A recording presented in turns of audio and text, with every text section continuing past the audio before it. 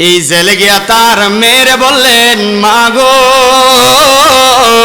সুলাইমান নবী বিয়া করব, এমন এমন শর্ত চাইছে। মেয়ে শর্তগুলো শুইনা বড় খুশি হইয়া গেছে, কারণ মেয়ে জানে মেয়ের ভিতরে তিনটা জিনিস আছে, কিন্তু বংশ তো এটা আল্লাহ পাক যেই বংশের মধ্যে জেরে দান করে, কিন্তু তিনটা জিনিস তার ভিতরে আছে। ওই মেয়ে মনে মনে ওই সুলাইমান নবীরে ভালোবাসা ফালাইছে। ওই দিকে প্রজারা চিঠিটা লইয়া সুলাইমান নবীর কাছে গেল। আল্লাহর পয়গম্বর সুলাইমান নবী ডাক দিয়া বলেন, তোমরা কি আমার যোগ্য মানের পাত্রী পেয়েছো? ডাক দিয়া কই, আমরা তো পাই নাই, একটা মিললে আর একটা মিলে না। কিন্তু একজন জেলে এইভাবে একটা চিঠি লিখছে, তার মেয়ের ভিতরে তিনটা আছে, কিন্তু বংশ হইল জেলে, বংশ হইল জেলে। সুলাইমান নবীর ভিতরে একটা অহংকার চলে আসলো, কি আমি নবী হইয়া জেলের মেয়েরে বিয়া করব। এইভাবে চিঠিটা টান মাইরা চিরালাইছে। এই খবরটা যখন মেয়ে শুনছে রে, ইমানদার মেয়েটা চোখের পানি ফালাইয়া ফালাইয়া রাতে তাহাজ্জুদের নামাজ পড়া আল্লাহর কাছে ডাক দিয়া কই, আল্লাহ গো, ও মায়ার আল্লাহ, ও দয়াল আল্লাহ, আমার যদি বড় বংশের মধ্যে ফাড়াইতাম হইতো আজকে সুলাইমান নবীর স্ত্রী হইতাম। ও আল্লাহ গো, আমারে তো তুমি জাল্লার বংশের মধ্যে ফালাইলা, কিন্তু আমি তো মহব্বত করে ফেলছি সুলাইমান নবীরে। আজকে আমার টাকা নাই বিদায়, আজকে আমার বংশ বালানা দেইকা আজকে আমি সুলাইমান রে বিয়া করতে পারলাম না। কিন্তু গো আল্লাহ, তোমার কাছে আমি মেয়ের একটা আরজি, যদি আমি সুলাইমান নবীরে বিয়ে করতে চাই, তার সমপরিমাণ ধন সম্পদ আমারে তুমি মালিক বানাইয়া দিও। আর যদি আমার ধন সম্পদের মালিক না বানাইতে পারো গো, তাহলে সুলাইমান নবীর গরিব বানাইয়া আমি মেয়ের সাথে বিবাহের ব্যবস্থা কইরা দিও। সুলাইমান নবীর ভিতরে অহংকার চলে আসলো, জেলের মেয়ের বিয়ে করতো না। ওই মেয়ে তাহাজ্জুদের সময় আল্লাহর কাছে কয়, আমার যদি বড় লোক বানাও তাহলে আমি তার কাছে বিয়া বমো, আর যদি আমারে বড় লোক না বানাও তাহলে সুলাইমান নবীরে গরিব বানাইয়া আমার সাথে বিয়া দিও। ও বন্ধুরে, ও আমার শায়েস্তাগঞ্জের বাবা, ওই সুলাইমান নবী এই কাজ করার কারণে জিবরাইল আল্লাহর কাছে ডাক দেয়া কই, আল্লাহ, সুলাইমান নবী এটা কি করলো, পত্রটা ছিঁড়া ফেলাইলো। আমার আল্লাহ কয়, চিন্তা করিও না রে, আজকে থেকে তার পরীক্ষা শুরু, আজকে থেকে তার পরীক্ষা। রাতের বেলায় তাহাজ্জুদের নামাজ পড়তেই সুলাইমান নবী উযু বানাইবার জন্য যাচ্ছে পানির কাছে। তার প্রহরী যিনি আছে, প্রহরীর কাছে হাতের আংটিটা খুললেন, ডাক দিয়া কয়, আংটিটা রাখো রে, কিতাবের মধ্যে পাইলাম সুলাইমান নবীকে আমার আল্লাহ মুজিজার আংটি দিয়েছিল, যেই মুজিজার আংটি আঙ্গুলে থাকার কারণে তামাম বিশ্ব তার গোলাম ছিল। সবাই তার কথা শুনতে বাধ্য, জিন ইনসান সবাই। এই আংটি থাকার কারণে এটা মুজিজার আংটি আল্লাহ দান করেছেন তারে। দাউদ নবীরে দিয়েছিল, দাউদ নবী তারে দিয়া গেছে। সুবহানাল্লাহ। ও বন্ধুরে, ওই প্রহরী আর ওই এখন আইব ক্ষমতার লোভ। কে লোভ? এই চেয়ারের লোভ আছে না নাই? আমি শামীম রাজা যতই চেয়ারের লোভ করি না, আফজল হোসেন আশিকি যখন আইব আর বেশিক্ষণ থাকতাম না, যাইতেও গা। এই যে আমার আগে যে আরেকজন ওয়াজ করছিল, আমি আইছি, সে উঠতে গেছে গা। 1 ঘন্টা চেয়ারের কথা কই না, এই চেয়ারের লোভ বেশি দিন থাকে না।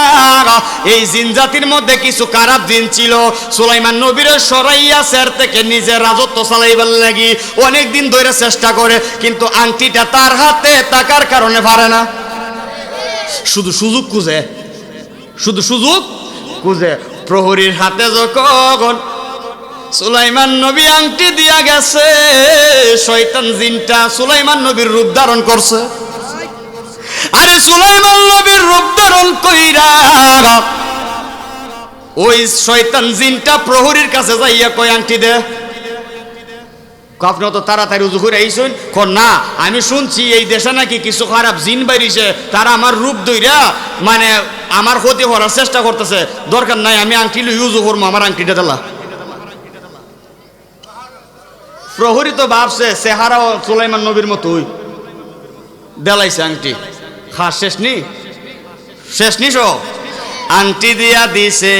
ওই শয়তান জিনটা যাওয়ার বেলা কই, প্রহরী দেখবা আমার মতো হুবহুব চেহারাওয়ালা একটা লোক আছে দেশের মধ্যে বের হয়ে গেছে, সে কিন্তু আসল সুলাইমান না, তারে দেখলে রাজত্বের মধ্যে তারা বাইন্দা রাওয়া।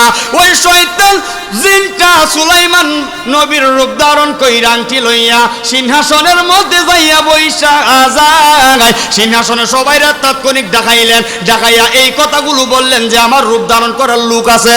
আর সুলাইমান নবী আসল যিনি উজু কইরা কই আংটি দে, তো বাটফারির জায়গা পাও না, বাটফারির জায়গা পাও না।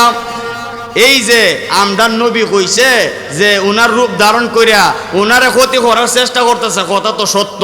পরীক্ষা খার, জোরে কোন খার, জোরে কোন খার, আল্লাহর পরীক্ষা। গরিব বানাইতো, ওই মেয়ে দোয়া করছে, সুবহানাল্লাহ কোন। আমার মেয়েরা একটু মনোযোগ লাগাও।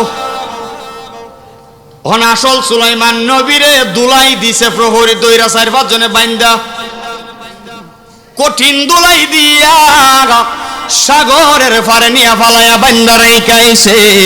আর ওই দিকে শয়তানের রাজত্ব শুরু হইয়া যায়, অত্যাচার বেবিচার শুরু হইয়া গেছে। আমার ভাইয়ারা, বন্ধুরা, বাবারা, ওই সুলাইমান নবীরে সাগরের পারে যখন এইভাবে রক্তাক্ত কইরা মাইরা ফালাইয়া দিছে, ওই মেয়ের বাবা যিনি প্রতিদিন মাছ ধরার জন্য জাল ফালায়, নদীর পাড়ের মধ্যে আইসা মাছ লইয়া সইলা যাইব দেখে চমৎকার চেহারার একজন লোক এই জায়গার মধ্যে রক্তাক্ত অবস্থায় ফালায়। এবার পানি দিয়া চমৎকার কইরা তার জিজ্ঞেস করলেন, বাবা তোমার এইভাবে আঘাত করলো কে? কো জানি না। তোমার নাম কি? কো জানি না। তুমি কোন জায়গা থেকে আসছো? কো জানি না। পরীক্ষা কার? জোরে কোন কার?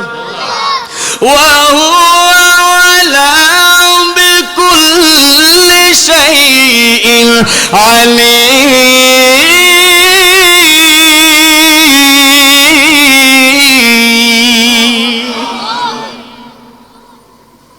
আল্লাহর পরীক্ষা পড়ছে। তোমার যখন কিছুই মনে নাই, এখন তুমি যাইবা কই? কইরও জানি না। কয়ে কাজ করো বাবা, আমার ইদানিং জালের মধ্যে মাছ উঠতেছে বেশি, আমি একলা সামলাইতে পারতাছি না, একটা কর্মচারী লাগে, আমার ঘরে চাকরি করবানি। আর চাঁদের চায়ে সুন্দরতি, তারার চেয়ে সুন্দরতি, জানাল তাকিলে বলো বলো বলো গো, সুন্দর বাগান দেখিতে মদিনাতে চলো, সুন্দর বাগান দেখিতে মদিনাতে চলো। ও মদিনা, ও মদিনা, ও মদিনা রে, ও মদিনা, ও মদিনা, ও মদিনা রে, সুবহানাল্লাহ। এবার ওই সুলাইমান নবী ডাক দিয়া কয়, চাচা অসুবিধা নাই, আমি আপনার বাড়িতে আপনার কর্মচারী হইয়া যাইব। আপনার বাড়িতে আপনার কর্মচারী হইয়া যামু গো। পরীক্ষা কার? আর জোরে কোন না। ওয়াজটা বুঝতেছেন না আপনারা? আইরে আমি কি জীবনী কইমু, সুলাইমান নবীর কোরআন দিয়ে আয়াত তালাওয়াত কইরা কইরা বুঝাইতাছি, কিভাবে আমি এই কথাগুলো শেষ করব। আমি অল্প সময়ের ভিতরে শেষ করতে চাই আমার ভাইয়ারা, যদি কিছু বাকি থাকে আবার আইলে মনে অসুবিধা নাই। এবার কর্মচারী হইয়া প্রায় 1 বছরের মতো ছিলেন। সুবহানাল্লাহ। 1 বছরের মতো ছিলেন। এবার 1 বছর পরে আর ওইদিকে 1 বছরের ভিতরে শয়তান জিনটা যেটা সিংহাসন দেশের মধ্যে অবিচার শুরু কইরা দিছে। কিন্তু বালা মানুষ আছে না নাই বলেন? বালা কিছু জিন কইতাছে, কি রে সুলাইমান নবী তুই যাতাছিস না, কত সুন্দর দেশ চালাইছে, কত আল্লাহ পাকের সমস্ত নিয়ম কানুন সে থাকতে চলছে, এখন তো কেমন কেমন লাগে। আচ্ছা জিন জিনরে চিনে কিনা বলেন? জোরে কোন চিনে কি চিনে না? বালা জিন দেয়া একটু বালা কইরা তদারকি করলেন, আসলে সিংহাসন দে বইছে, এটা কি সুলাইমান নবী ওই না এটা রূপ ধারণ করছে, একটু দীক্ষা লই। ভালো করে পর্যবেক্ষণ করছে, পর্যবেক্ষণ কইরা খানে খানে গিয়ে ভাই সাহেব তুমি তো আমার দলের লোক, তুমি সিংহাসনে কি দেখো সুলাইমান নবী আসল্লা কই? কইস না তোরে দিমুনে আসি না তুই জোরে করে আসলে না বাজানা বাজানা আব্বা ও শাস্তাগঞ্জের আব্বারে এরকম বান্ডিল আছে না নাই? আমার শাস্তাগঞ্জ বাল্লা রেল গেটের বাবারে দিমনে আমি ইডার পাগল না, আল্লাহর হক দিনের প্রতি প্রতিষ্ঠিত কায়েম যেন হয় এইটার পক্ষে আমি এই কথা বইলাই এমন দৌড়ানি দিছে শয়তান জিন্নতে রেগে।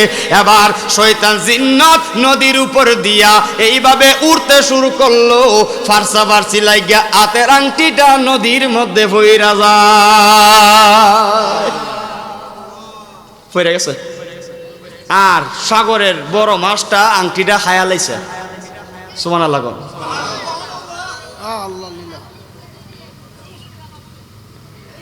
ওই দিকে সুলাইমান নবী 1 বছর থাকার পরে এবার জেলে ডাক দিয়া কয় বাবারে তুমি তো চইলাই যাইবা, আমি তোমার কাছে জানতে চাই আমার ঘরে কয়জন মানুষ আছে তুমি জানো নি? কহ জানি। কয়জন? 3 জন, আপনি আমি আর চাচি।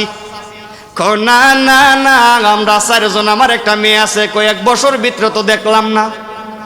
আমার মেয়ে কোনো পুরুষের সামনে যায় না, আমার মেয়ে খুব দিনদারিত্ব, আমার মেয়ে আমানতকে খেয়ানত করে না, আমার মেয়ের সাথে চাই তোমার বিবাহ বন্ধনে আবদ্ধ করব, তুমি কি যদি রাজি থাকো আমার মেয়েটা বড় ভালো রে বাবা।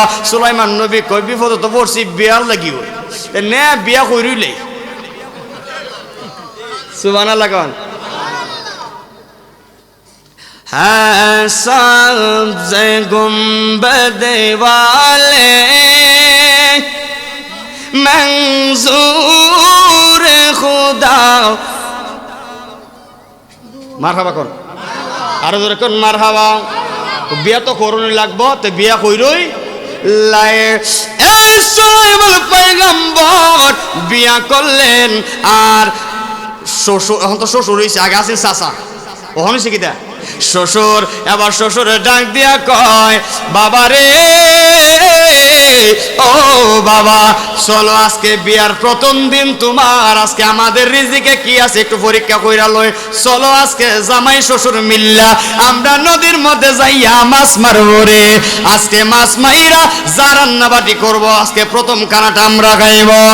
ওই জেলে সুলাইমান নবীর লইয়া যখন নদীর মধ্যে জাল বানাইল, আর ওই আংটির একটা বিশেষত্ব হইল, এই আংটির একটা বিশেষত্ব হইল, কারণ আংটি যার ভিতরে থাকবে তার পিছনে সব, ঠিক না ঠিক বলেন, তার কথা সবাই মানবে।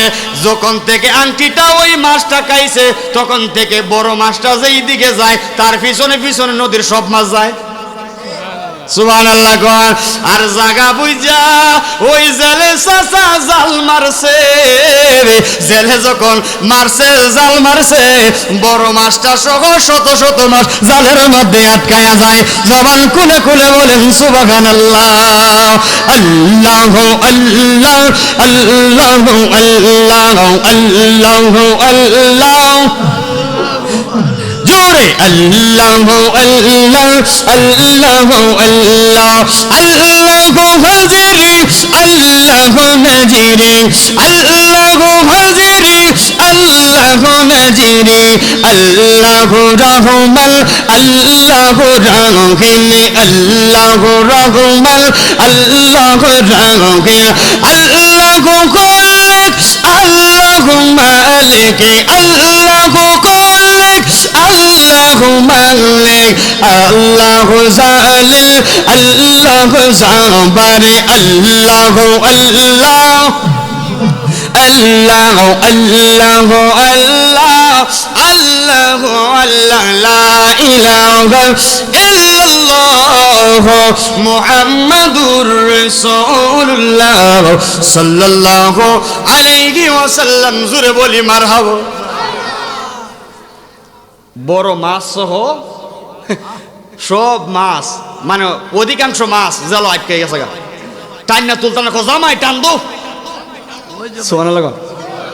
জামাই জামাই এই টান দো জামাই, জামাই শ্বশুর মিলে টান দিছে। বড় মাছটাও যেটা আংটি খাইছেন, এই মাছ সহ আরো শতাধিক মাছ এটার মধ্যে। আজকে তো কপালটা বড় বালা, সব মাছ বেচালামো সুলাইমান সব মাছ বেচালামো। জামাই না আজকে প্রথম রাইটটা, আজকে বড় মাছের মাথাটা তোমার খাওয়াম। আরো জোরে কোন জোরে কোন। সব মাছ বিক্রি কইরা দিছে, সব মাছ বিক্রি কইরা দিয়া বড় মাছটা রাখছে জামাই রে খাওয়াইব। মেয়ের কাছে যাইয়া বড় মাছটা দিছে, মাগো মা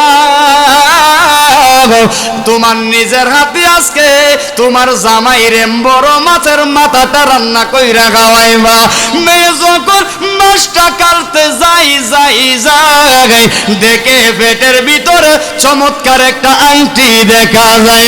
মেয়ের মনে মনে ভাবে, হাই রে এইরকম আংটি আমার জীবনে দেখি নাই, এত চমৎকার আংটি আমি দেখি নাই। যাক আজকে যেহেতু আমাদের প্রথম বাসর রাত, আমার জামাইরে দেওয়ার মতো কিছুই নাই, উপহার হিসাবে এই আংটিটা আমি তার দান কইরা দিব। আল্লাহু আকবার। বন্ধুরে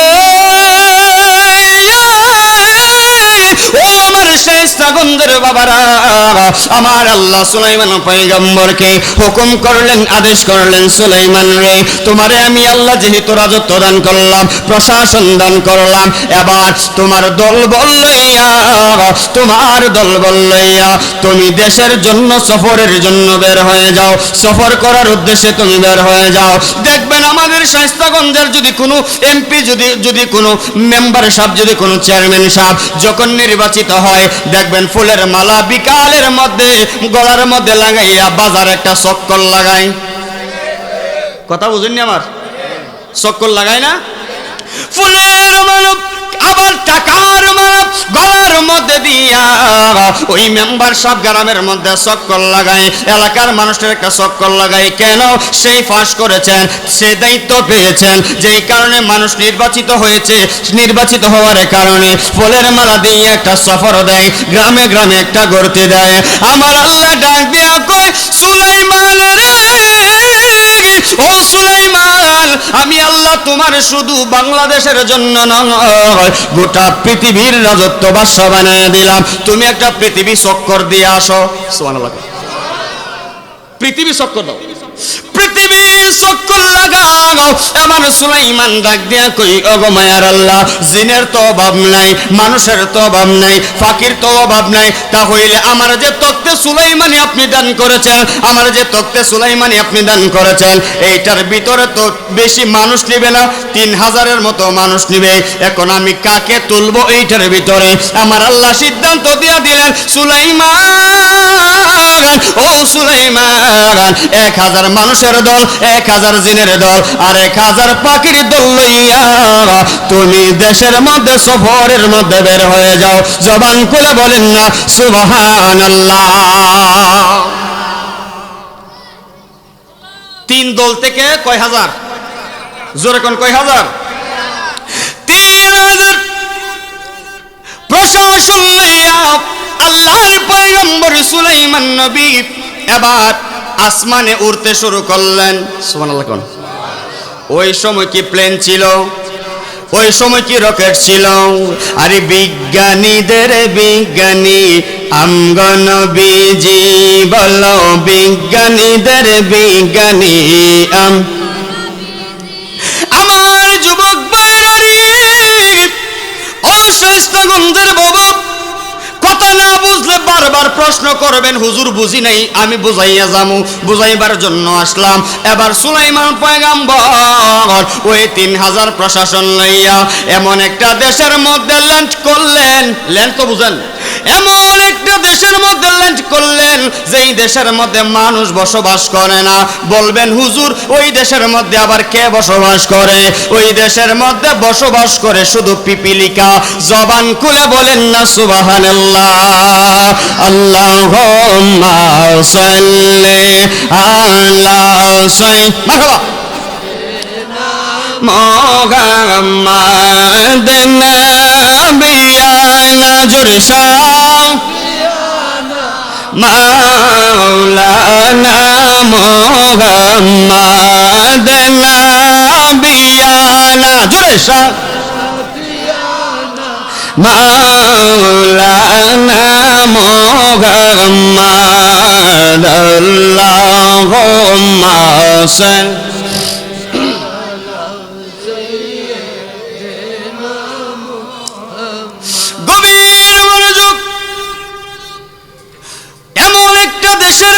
সুলাইমান পয়গম্বর ল্যান্ড করলেন, অবতরণ করলেন যেই দেশের মধ্যে মানুষ বসবাস। ওয়াজ বুঝেন তো? মানুষ বসবাস করে কে? পিপিলিকায় যে পিঁপড়া আমরা পায়ের তলে আছে, এই পিঁপড়ার দেশের মধ্যে সুলাইমান নবী তার দলবল লয়ে হাজির হইল। এখন আপনাদের কাছে বলতে চাই, এখন আমাদের গ্রামের মধ্যে সর্দার মুরব্বী আছে না নাই? এবার পিপিলিকা যারা দলবদ্ধ হয়ে চলাফেরা করে তাদেরও একজন নেতা, যেরকম তাদেরও নেতা। ওই নেতা মানে পিপিলিকার নেতা, ওই নেতা তার দলবল দিক খেলাইছে, সুলাইমান নবীর দলবল দিক খেলাইছে। ওই দলবল দিকে কোরআনের মধ্যে আমার আল্লাহ আয়াত ফিট কইরা দিলেন। একটা পিঁপড়ার নেতা পিঁপড়াদেরকে, সমস্ত পিঁপড়াদেরকে ডাক দিয়া বলেন, হাত্তা ইযা আতাউ আলা ওয়াদিন নামলি ক্বালাত নামলাতুন ইয়া আইয়ুহান নামলু দুখুলু মাসাকিনাকুম লা ইয়াহতিমান্নাকুম সুলাইমান ওয়া জুনুদুহু ওয়া হুম লা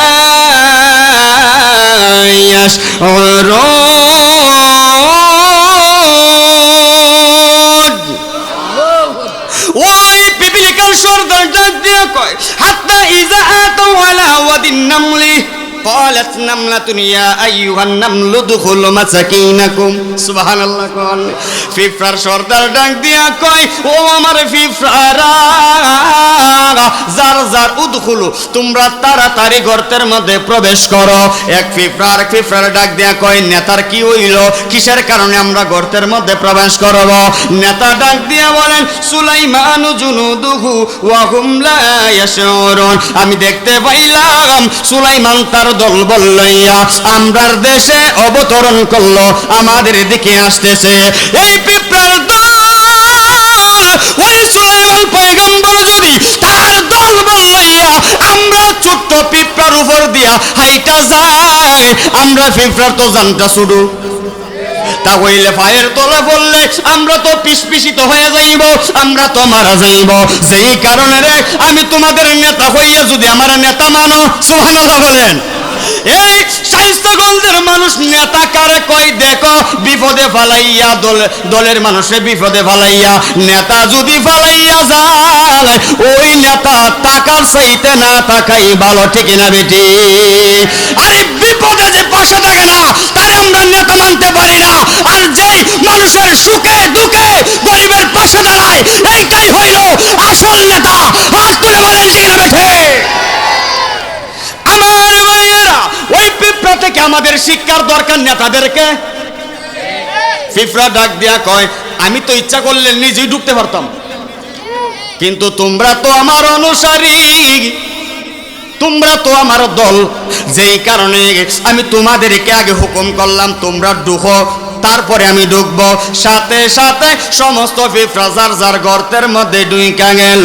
জবান খুলে কি বলা যাবে না সুবহানাল্লাহ। এই যে মনোযোগ, এই যে সমস্ত পিঁপড়া ঢুইকা গেল, এই যে সর্দারে কথাটা কইছে, এই কথাটা সুলাইমান নবীর কানে গিয়া পৌঁছায় গেছে। কারণ সুলাইমান নবী সাধারণ নবী না, মাছের কথা বুঝতো, গাছের কথা বুঝতো, তরুলতার কথা বুঝতো। সুবহানাল্লাহ বলেন। সাধারণ পয়গম্বর সুলাইমান নবী না, বাতাসে সুন্দর কইরা তার কানে পৌঁছায় দিছে ফিফরার কথাটা। এবার সুলাইমান নবী চমৎকার করে পরের আয়াতে আমার আল্লাহ বলেন, ফাতাবাসসামা দাহিকান মিন কাউলিহা ওয়া ক্বালা রাব্বি আউজি'নি আন আশকুরা নি'মাতাকাল্লাতী আন'আমতা আলাইয়া ওয়া আলা ওয়ালিদাইয়া ওয়া আন আ'মালা সালিহান তারদাহু ওয়া আদখিলনি বিরহমাতিকা বিইবাদিকাস সালিহিন।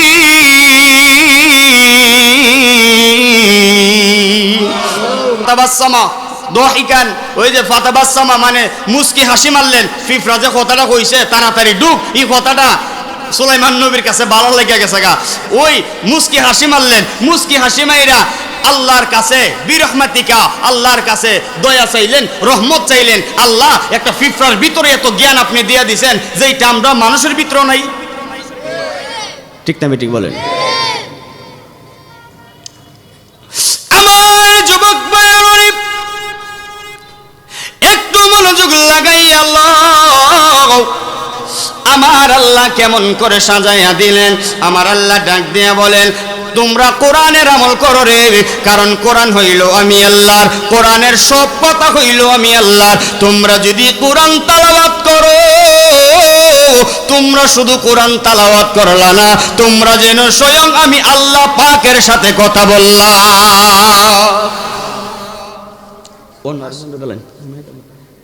আরেকজনটা দিন। কোরআন পড়লে আল্লাহর সাথে কথা বলা হয়।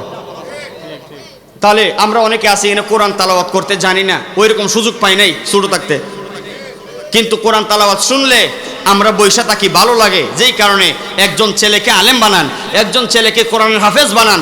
নিজে পারছেন না, ছেলেরা বানাইছেন না, বাতিজারে বানান, বাইকনারে বানান, কোরআনের হাফেজ বানান। দেখবেন একজন কোরআনের হাফেজ টেনে টেনে 10 জন একবারে নির্ধারিত জাহান্নামীকে টেনে টেনে জান্নাতে নিবে। মানে যাদের উপরে জাহান্নাম ওয়াজিব হয়ে গেছে, এই রকম 10 জনকে টেনে টেনে জান্নাতে নেবে। এই 10 জন আরো 10 জনকে নেবে। এইভাবে কিতাবের মধ্যে পাইলাম একজন হাফেজ সাহেব কোরআনের ভিতর অন্তর রাখার কারণে একজন হাফেজ সাহেব একে একে একাধারে 40,000 বংশের মানুষ জান্নাতে নিয়ে নেবে। তাহলে কোরআনের হাফেজ বানানোর দরকার আছে না নাই?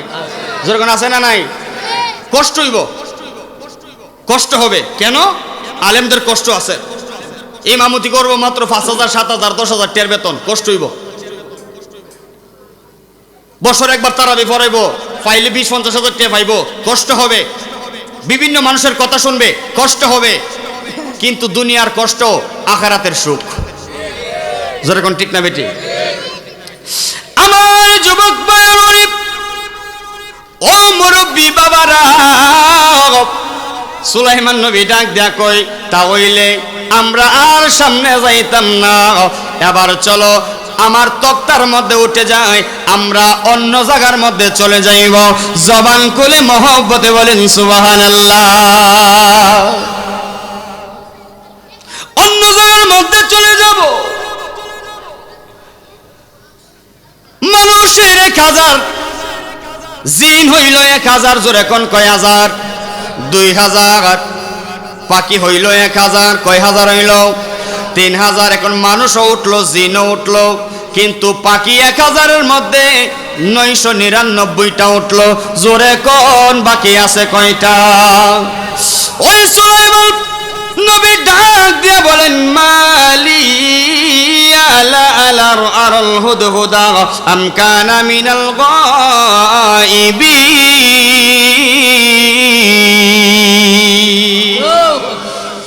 আরল হুদহুদা আম কানা মিনাল গায়িবিন। সমস্ত ফাকিরে দেখতে পাইলাম। আরাদাল হুদহুদা, হুদহুদ নামক পাখিটা গেল কই? তারে তো দেখতে পাইলাম, পাখিটা গেল কই? জবান খুলে বলেন না মারহাবা। এক পাখি অন্য পাখির ডাক দিয়া কই, সে কোন জায়গায় গেছে জানি না। আচ্ছা, এখন ওয়াজের মধ্যে 10-12 জন একসাথে আইছেন, অনেকজন দাঁড়ায় ওয়াজ শুনতেছে 10-12 জন দলের মধ্যে, তো ওয়াজ শুনতেছে, আপনি মনোযোগ দিচ্ছেন, ইফাহাদায় একটা বিড়ির ত্রিয়াসে ধরছে, মানে বিড়ি খায় আর কি, বিড়ির ত্রিয়াসে ধরছে। এ দলের মানুষের আইকা ফিসে আস্তে আস্তে যাইতে যাইতে বিড়ি দেখাই আই গেছে গা দূর, বিড়ি খাইতে খাইতে খাইতে সময় লেগে গেছে গা, এখানে আরেকজন বন্ধু হয়ে দিছে, অনেক কেন গফ লেগে গেছে গা, আর মাহফিলের কথা ইয়াদ নাই। এরকম আছে না নাই? যেরকম আছে না নাই? আল্লাহর পয়গম্বর সুলাইমান নবী ডাক দিয়া বলেন, আরাদাল হুদহুদা আম কানা মিনাল গায়িবিন। হুদহুদ পাখি গেল কই? তারা তো আমি দেখতেছি না। বন্ধুরে, ও আমার শায়েস্তাগঞ্জের বাবারা, ফাঁকিরা কয় আমরা তো দেখছি না। এবার সুলাইমান নবী রাগ করে ফেললেন, আমার সারা, আমার অনুমতি সারা ওই পাগলাটা গেল কই? ওই পাগলাটা গেল কই? আজকে যদি সে আসারে লায়া লায়াতি আন্নিবি সুলতানিম মুবিন।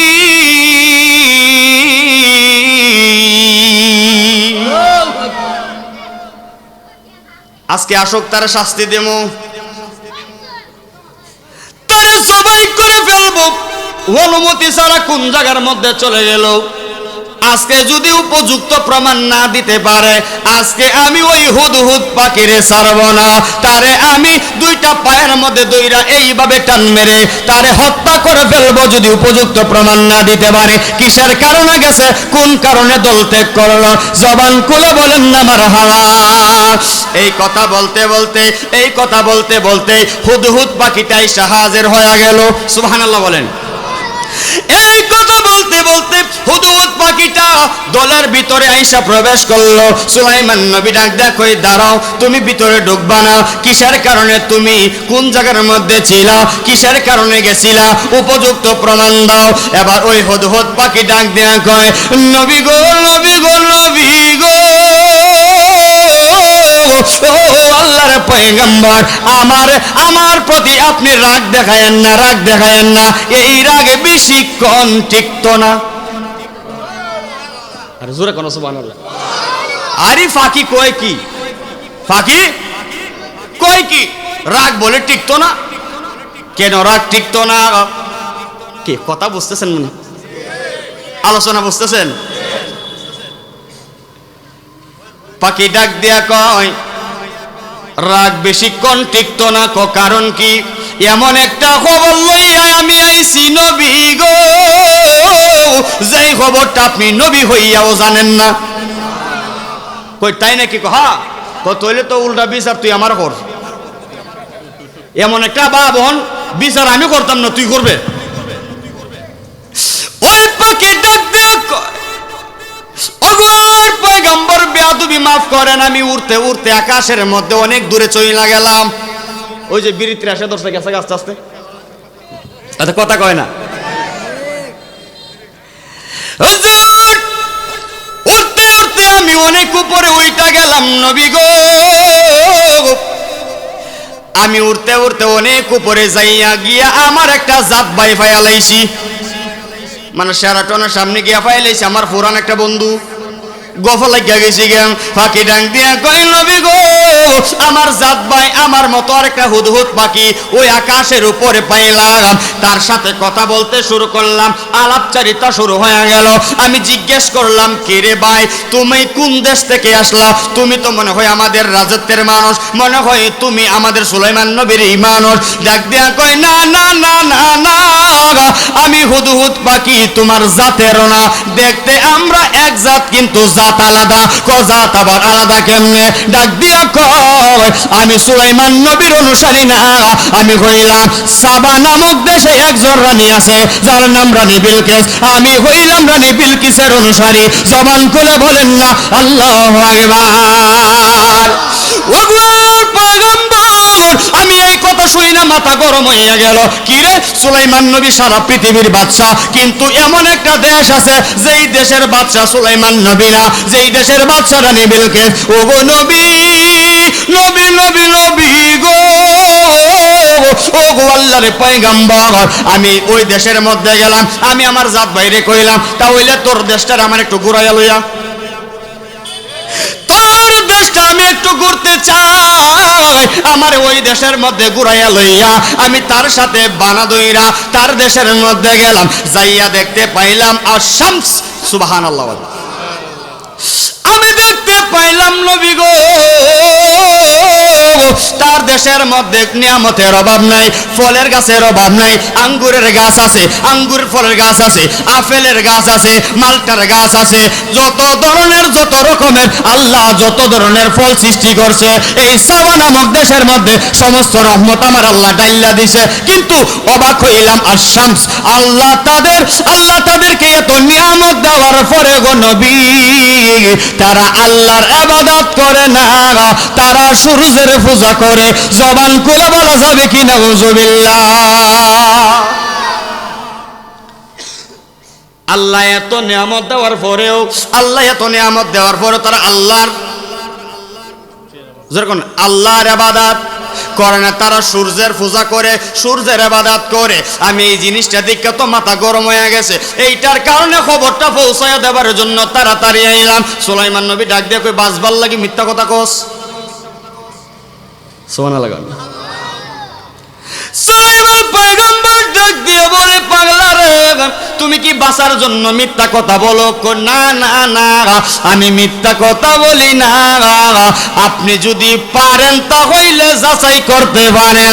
সুলাইমান নবী ডাক দিয়া কয়, আমার রাজত্বের ভিতরে সাবা নামক দেশটা আমার না, রানী বিলকিসের, যেই কারণে আমি তো অবশ্যই তদারকি করব। নিজ হাতে চিঠি লিখলেন, সুবহানাল্লাহ বলেন। নিজ হাতে চিঠি লেখারে আমার ভাই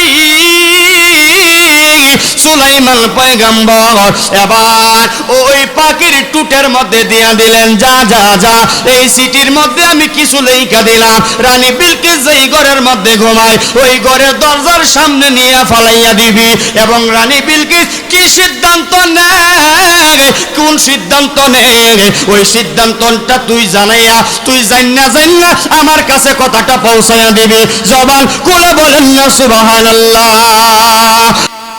ওই সুলাইমান নবী চিঠি লিখলেন, চিঠির প্রথমে লেখা ছিল আমি সুলাইমান, সুবহানাল্লাহ, আমি সুলাইমান। কারণ সুলাইমান তো কোনো হিন্দু মানুষের নাম হতে পারে না, মুসলমান। জোরে কোন ঠিক না বেটি? আমার ভাইয়ারা বাবারা এইভাবে চিঠি লিখলেন। চিঠি লেখার পরে এবার ওনার ধর্মের সম্পর্কে বললেন, আমি মুসলমানদের নবী, আমি সুলাইমান, আমার ধর্ম হইল ইসলাম। ইন্নাদ-দীনা ইনদাল্লাহিল ইসলাম, আল্লাহ পাকের একমাত্র মনোনীত ধর্ম হইল ইসলাম। আমার ভাইয়ারা রে, এইভাবে যখন বলে লিখলেন, আমি সুলাইমান নবী তোমার কাছে আমি চিঠি লিখলাম, তুমি যদি কোন যুদ্ধ ছাড়া স্বইচ্ছায় যদি ইসলাম কবুল করো আলহামদুলিল্লাহ, আর যদি তুমি ইসলাম ধর্ম কবুল না করো, কালিমা গ্রহণ না করো, তাহলে আমার দলের সাথে যুদ্ধের জন্য প্রস্তুতি গ্রহণ করো। এই কথা বলে চিঠিটা ওই হুদহুদ পাখির কাছে দিয়া দিল। আমার ভাইয়ারা ওই পাখিটা লইয়া চলে গেল সাবা নামক দেশের মধ্যে, যেই রুমের মধ্যে যাই ঘরের ভিতরে ওই রানী বিলকিস ঘুমায়, তার দরজার সামনে চিঠিটা রাখলেন। রাখার পরে কোণার মধ্যে, বিল্ডিং এর ছাদের কোণার মধ্যে লুকায়া এইভাবে থাকলেন। কারণ যদি ওই দেশের কোন মানুষ তার দেইকা ভালাই মাইরা ভালাইব, ঠিক না বেঠিক? এখন যদি আমাদের দল কম, আমাদের মানুষ কম, তার সাথে তো যুদ্ধ করা আমাদের পক্ষে সম্ভব না। কি করা যায়? একটা সিদ্ধান্ত তোমরা বৈঠকের মধ্যে নাও। বৈঠকের মধ্যে একজন প্রজা ডাক দিয়া কয়, ওগো ম্যাডাম, ওগো রানী বিলকিস, আমার একটা মন্তব্য দেখেন ভালো লাগেনি। কি মন্তব্য? যদি আমরা তার একটা পরীক্ষা করি কেমন হয়? ভালো। কি পরীক্ষা?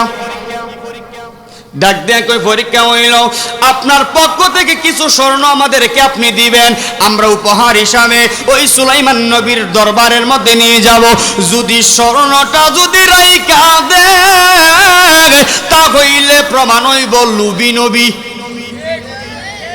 আর যদি ফিরাইয়া দেয় রাখে না তাহলে বুঝবো আল্লাহর সত্য নবী। খুব বাস্তব একটা কথা বললা, চমৎকার একটা প্রস্তাব তুমি দিলা, এইটাই মানবো। আগামীকাল সকালে সূর্য ওঠার পরে তোমরা চইলা যাইবা দুইজন, আমার দরবারের পক্ষ থেকে স্বর্ণ নিবা। বন্ধুরে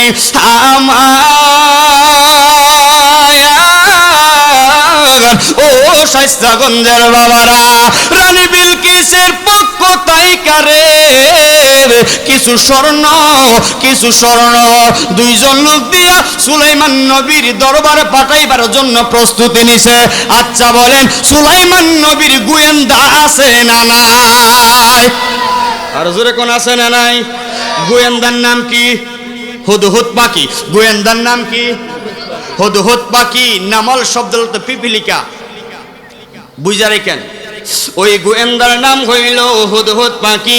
এবার হুদহুদ পাখি তারা আসার আগে উইরা সুলাইমান নবীর কানে কানে বইলা দিল, নবী গো নবী গো নবী গো,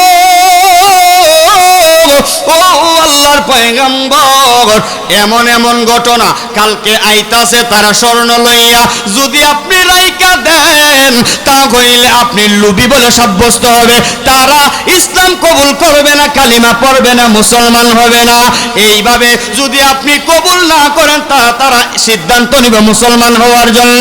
এবার সুলাইমান নবী ডাক দিয়া কই, তোর ডিউটি শেষ। কারণ একটারে দিয়ে যদি বারবার কাম করা, এটারও তো একটা জান কথা কয় না কেন? সাদ্দাত, আমি প্রায় সময় আলোচনাটা করতাম, সাদ্দাত যখন তার শখের রাজবাড়ি, এটা জান্নাত আমরা বলতে পারি না, এটা জান্নাত আমরা বলতে পারি না, এটা শখের বাড়ি। তবে সাদ্দাতের জন্য জান্নাত। সাদ্দাতের জন্য কি? সাদ্দাত আল্লাহর সাথে পাঙ্গা লয়া, যে আল্লাহ যেহেতু জান্নাত বানাইছে, আল্লাহর জান্নাত আমি যাইতাম না, আমি নিজে একটা জান্নাত বানাবো। নাউজুবিল্লাহ কোন। তো সাদ্দাত জান্নাত বানাইছিল, মানে তার মনের মতোই বানাইছিল। কিতাবের মধ্যে পাইলাম মনের মতোই বানাইছিল তার গড়া জান্নাত, কিন্তু ওই জান্নাতটা বানাইতে সময় লাগছে পৃথিবীর 400 বছর। কত বছর? জোরে কয় না, কথা কয় না। 400 বছর। হায়াত পাইছে কত বছর? সাদ্দাত হায়াত পাইছে 900 মতান্তরে 950 বছর। 900 বছর হায়াত পাইও সাদ্দাত আল্লাহরে চিনছে না। আর আমরা 50-60 বছরের জিন্দিগিতে আমরা আল্লাহরও চিনি, নবীরও চিনি, সাওয়াল ফিরও চিনি, মুরার বন্দের সিফাসাল নাসিরউদ্দিন মাদানিরও চিনি, আমরা শাহজালাল শাহপরানও চিনি। আর কি লাগে? জান্নাত আমরা দিত না, কারে দিব? এই জিন্দিগির ভিতরে বিয়া শাদি কত কিছু, দন দৌলত, ইষ্টি গোষ্ঠী, এটার ভিতরে, ঠিক না? আবার পাখে পাখে আমরা ওয়াজ মাহফিল করাই, আলহামদুলিল্লাহ বলেন। তো সাদ্দাত বানাইছিল মনের মতো তার ঘর। তো সাদ্দাতের ঘর রুমের সংখ্যা ছিল, জান্নাতের রুমের সংখ্যা ছিল, কিতাবের মধ্যে পাইলাম 48,000। কয় হাজার? 48,000 রুম বিশিষ্ট তার ঘর বানাইছিলেন সাদ্দাত। কিন্তু যখন জান্নাতের গেটের সামনে দাঁড়াইলেন, তার বানানো জান্নাতের গেটের সামনে যখন দাঁড়াইলেন, তখন এক পা গোড়া থেকে জমিনে লাগাইলেন, আর এক পা উপরে। আমার আল্লাহ আজরাইলকে বলে, আজরাইল কিছু দেখো? আল্লাহ আমি তো দেখি। তাহলে যাও, কাম সাইরা লাও। কাম সাইরা লামু, যাও, যেমনি আছে এমনই, এক পাও নিচে আর এক পাও উপরে, এমনই টান্দাই নৌ। আর জোরে কোন। একদিন মাটির ভিতরে হবে ঘর, মন আমার কেন বান্দ দালান ঘর, রে মন আমার কেন বান্দ দালান ঘর, ঠিক না বেটি? আরে প্রাণ পাখি উড়ে যাবে পিঞ্জর চারে, সোনা দালা সবই রবে, তুমি যাবে চলে, তুমি যাবে চলে। আরে ভাই বন্ধু যত, মাতা পিতা তারাই শত, আরে সকলে হবে তোমার পর, রে মন আমার কেন বান্ধ দালান ঘর রে মন আমার কেন বান্ধ দালান ঘর একদিন মাটির ভিতরে হবে ঘর রে মন আমার কেন বান্ধ দালান ঘর ঠিক না বেটি আমার আল্লাহ ডাকতে কয় আজরাইল যেইভাবে আছে ওইভাবে কামটা সাইরা ফেলাও ওই আজরাইল সাদ্দাতের সামনে আইসলেন সিরা একটা ময়লা একটা পাঞ্জাবি লইয়া আগে তো আজরাইল রুহু কবজ করতো মানুষের বেশ দইরা জানেননি কিন্তু মুসা নবীর চটকনা খাইয়া তারপর খাইয়া সিস্টেম উলট পালট হইয়া গেছে এবার সাদ্দাতের সামনে যখন আজরাইল লম্বা ঘটনা আমি অন্য আলোচনায় ছিলাম ড্রাইভার 2 মিনিট বুঝাইবার জন্য যখন সাদ্দাতের সামনে আজরাইল আয়েশা সালাম দিল আসসালামু আলাইকুম ইয়া সাদ্দাত সাদ্দাতের সালাম দেয় আর সাদ্দাত ডাক দিয়া কয় এই ই ফইরের ঘরে ফইর খাইছো কর্তিকা এইটারে আমার রাজ দরবারে ঢুকতে দিছে কে শোকের জান্নাত 400 বছর লাগাইয়া কত কমপ্লিট চমৎকার সুগন্ধি লাগাইয়া আজকে আমি উদ্বোধনের তারিখ একটা ফহির আইছে বিকাল লাগিয়ে আরে বাইর কর মানে আজরাইল রে কইতাছে চিনছে না তো ওইটা বাইর কর আজরাইল ডাকতে আসসালামু আলাইকুম ইয়া সাদ্দাত আমার বাইর করার কথা বইল না আমার চোখের দিকে তাকা রে দেখ আমার চিনুস নি দ্বিতীয়বার যখনই কথা কইছে ওখানে একটু নজরটা পড়ছে পড়ার পরে চাইছে সায়াস দেখে মানে অন্য কেউ দেখে না সে দেখতেছে এটা তো চোখ না ফুটবলের মতো লাল হয়ে রয়েছে এত ভয়ঙ্কর চেহারা তার সামনে হাজির হয়ে গেল এখন সাদ্দাত কয় আপনি কে আগে কইছে এইটা কেডারে আর জন কইছে আমার চোখের দিকে ছায়া দেখ আমি কেডা ওখানে কয় আপনি কে কানা মালাকাল মাউত আজরাইল কয় আপনি এই টাইমে আইছেন ও আমি আইছি না ওই ফাড়াইছে আপনারে নিতাম সাদ্দাত চোখের পানি ফালায়া কান্নাকাটি শুরু করে দিল ইতিহাসে আসছে আজরাইল দুইজনের রুহ কবজ করতে কান্নাকাটি করছে মায়া লাগছে তার আজরাইলের কোনো মায়া আছে জোর মায়া আছে কিন্তু আজরাইল দুইটা মানুষের রুহ নিতে মায়া লাগছে চোখ দিয়ে পানি ফালাইছে আজরাইল এর এক নাম্বার হলো সাদ্দাতের রুহুটা নিতে আর হলো সাদ্দাতের মার রুহুটা নিতে ও যদি সাদ্দাতের মার কাছে আবার যাই না আবার 2 ঘন্টার ওয়াজ আমি লাইনে যাইতাম না আবার যদি কোনো সময় আসি সাদ্দাতের কিভাবে জান্নাত বানাইছে বর্তমানে জান্নাত আছে কই আছে না নাই কি অবস্থায় আছে কেমনে বানাইছে কিভাবে সাজাইছে সব বর্ণনা আমি সাদ্দাতের আলোচনার মধ্যেই যাব যেহেতু আজকে সুলাইমান নবীর কথা বলছি আমি আর অন্যদিকে যাই না একটা বুঝাইবার জন্য কথাটা আনছিলাম মরণের জোরে কোন ঠিক না বেটি আমার অসুবিধা নাই ওই সুলাইমান নবীর কাছে যখন খবরটা পৌঁছায় দিল কালকে সকালে আইব সুলাইমান নবী ডাক দিয়া কই পাখি রে ও পাখি তোর ডিউটি আপাতত শেষ যখন প্রয়োজন লাগবে তোরে ডাক দিব এখন জিনরে ডাক দে জিনের প্রয়োজন আছে জবান খুলে বলেন না সুবহানাল্লাহ জিন জাতির ডাক দিলে জিনের সর্দার ডাক দিয়া কয় নবী গো ও আল্লাহর পয়গম্বর আপনার খেদমতে হাজির হয়ে গেলাম কি করা লাগবে আমারে অনুমতি দেন নবী ডাক দিয়া কই বেশি কিছু করা লাগতো না আমার বাড়ির চতুর্দিকে বাউন্ডারি 18 মাইল পর্যন্ত স্বর্ণ দিয়া বিছাইয়া দে এই আওয়াজে মারি না জোরে কোন সুবহানাল্লাহ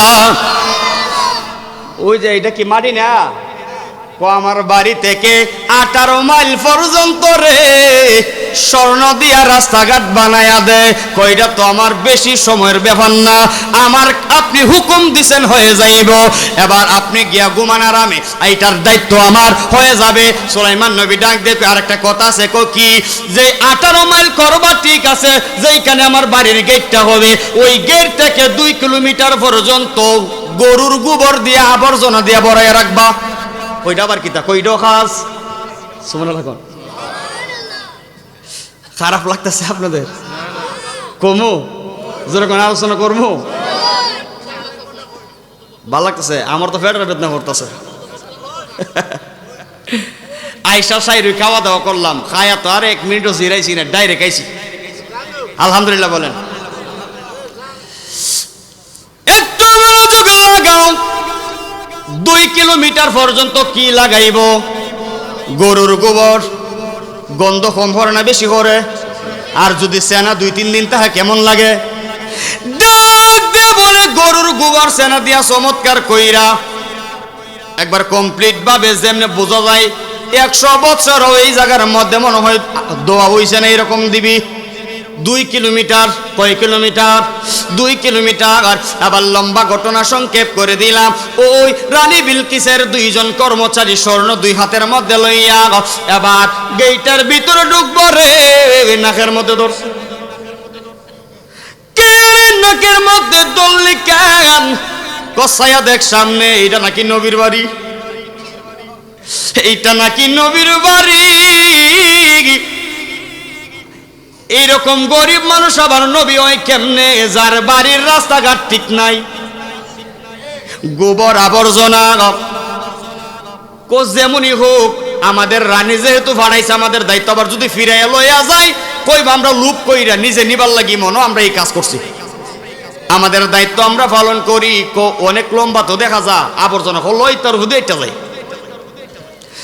মাঝখানে গেলে ময়লার মাঝখানে যাইয়া গোবর কি ফিসলা না? জোরে কোন ফিসলানি? দিরিশা ফইরা গেছে। ফিসলা খায়া ফইরা রে আমার শাস্তাগঞ্জের বাবা এইভাবে আতায়া লাইছে। এইভাবে যখন আতাইছে যেই জায়গার মধ্যে আত পড়ছে, জোরে কোন জায়গাটা পরিষ্কার হইছে না? জোরে কোন হইছে না? এবার হাতটা যখন পরিষ্কার হইছে নিচে ছায়া দেখে স্বর্ণ দেখা যায়। একটা আরেকটার ডাং দিয়ে কয় আমি যা দেখি তুই তা দেখোস নি? ক আমি কি দেখছি? আমি দেখছি গোবরের তলে স্বর্ণ, তুই দেখছত নি? ক আমিও দেখছি। কত হলে আরেকটু সামনে আতায়া যা। সুবহানাল্লাহ। আরেকটু সামনে আতায়া যা। আরেকটু সামনে আতাইলেন। আতাইতে আতাইতে 2 কিলোমিটার পর্যন্ত যত গোবর ছিল আতায়া আতায়া যাই দেখে গোবরের তলে স্বর্ণ। 2 কিলোমিটার শেষ কো আর তো গোবর নাই। এখন দেখে কমপ্লিট স্বর্ণের রাস্তা।